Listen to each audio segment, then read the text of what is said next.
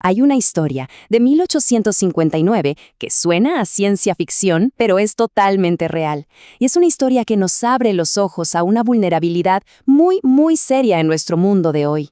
Vamos a ver cómo algo que pasó en el Sol puede, de un momento a otro, cambiarlo todo aquí en la Tierra. Y claro, esto nos obliga a preguntarnos algo bastante inquietante. ¿Qué pasaría si algo así ocurriera hoy? Pensemos en nuestra dependencia total de la tecnología. ¿Podría el Sol, así sin más, mandarnos de vuelta a una especie de edad oscura? Las consecuencias, bueno, podrían ser muchísimo peores de lo que uno se imagina. Ok, entonces para entender esto, tenemos que viajar en el tiempo.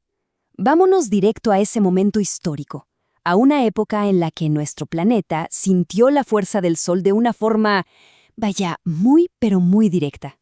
Lo increíble de todo esto es la velocidad. O sea, un astrónomo, Carrington, ve esta llamarada solar gigante y ¡pum! Menos de 24 horas después, el planeta entero ya está sintiendo los efectos. Esa rapidez fue como una primera señal, ¿no? Una pista clarísima de la conexión tan poderosa que existe entre el Sol y nosotros. A ver, tratemos de imaginar la escena. Auroras boreales vistas hasta en el Caribe. Eso es algo que, vamos, es casi impensable. De repente, en plena noche, había tanta luz que se podía leer el periódico.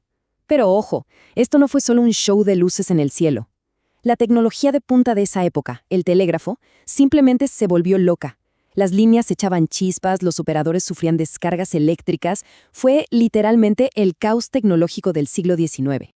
Y aquí viene lo más alucinante. Esta cita lo dice todo.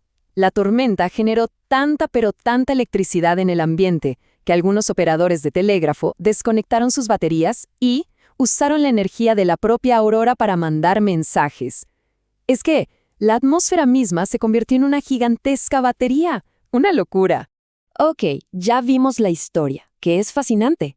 Pero, ¿qué pasó realmente? ¿Qué es lo que, científicamente hablando, golpeó a la Tierra con esa fuerza en 1859? Vamos a la parte técnica. Bueno, lo que Carrington observó fue el comienzo de lo que se conoce como una AMCO, eyección de masa coronal, o IMC, por sus siglas. Pensemos en ello como una burbuja gigante de gas supercaliente y electrificado que el Sol lanza al espacio.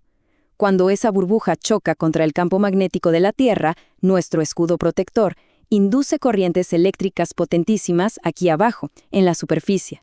Y fueron precisamente esas corrientes las que frieron, por así decirlo, los telégrafos. Y aquí está el punto clave, la idea central de todo esto. El Sol sigue siendo el mismo. Sus tormentas no han cambiado, siguen pasando. Los que hemos cambiado, y de forma radical, somos nosotros. Nuestro mundo es otro. Y esa diferencia lo cambia absolutamente todo. Esta comparación es brutal, y lo deja clarísimo. En 1859, ¿qué se dañó? Unos simples cables de hierro. Se arreglaban y listo. Hoy esas mismas corrientes eléctricas golpearían directamente nuestros transformadores de alta tensión. Y estos no son simples cables, son bestias de la ingeniería, enormes, complejos, que pueden quedar destruidos para siempre. Reemplazar uno solo no es cosa de días, estamos hablando de meses, o en el peor de los casos, años. Y ojo, que no estamos hablando de pura teoría. No hay que irse tan lejos. En 1989, una tormenta solar bastante más débil que la de Carrington fue suficiente para dejar a toda la provincia de Quebec, en Canadá, a oscuras. Millones de personas sin luz. Fue un aviso, una llamada de atención muy seria sobre lo frágil que es nuestra red eléctrica. Bueno, si una tormenta menor nos dejó una probadita del caos, ¿qué pasaría con una del tamaño de la de Carrington? Aquí es donde las cosas se ponen serias. Vamos a hablar de dinero, de cuánto costaría el caos. La pregunta del millón, o mejor dicho, del billón, es ¿cuál sería el impacto financiero?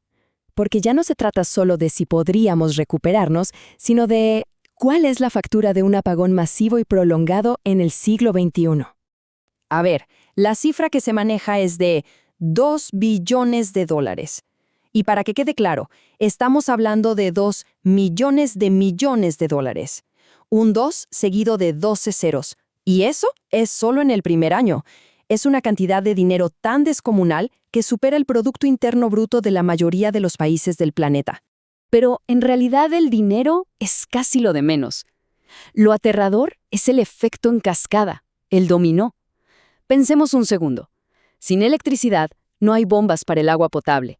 No hay refrigeración para la comida o las medicinas. Se caen el Internet, los teléfonos, el GPS, los servicios de emergencia, los bancos, todo se paraliza. No hablamos de un apagón de unas horas, hablamos de una ruptura total de la cadena que sostiene nuestra civilización. Y recuperarse de algo así podría tomar fácil una década. Y aquí viene lo más preocupante. Los científicos están de acuerdo.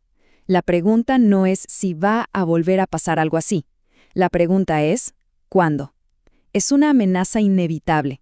Y lo peor es que nuestro tiempo para reaccionar es mínimo. Imaginemos la situación. Se detecta la erupción en el Sol. A partir de ese momento empieza la cuenta regresiva. En el mejor de los escenarios, tenemos un par de días antes del impacto. En el peor, unas pocas horas. Es una carrera frenética contra el reloj para intentar poner a salvo una infraestructura global que los ha costado siglos levantar. Todo esto nos lleva inevitablemente a una reflexión un poco más profunda, ¿no? Sobre nuestra relación con el Sol. Esa estrella que nos da la vida, la luz, el calor, y que al mismo tiempo es capaz de plantearnos una amenaza de esta magnitud. Hay una frase que lo resume de una forma brutal.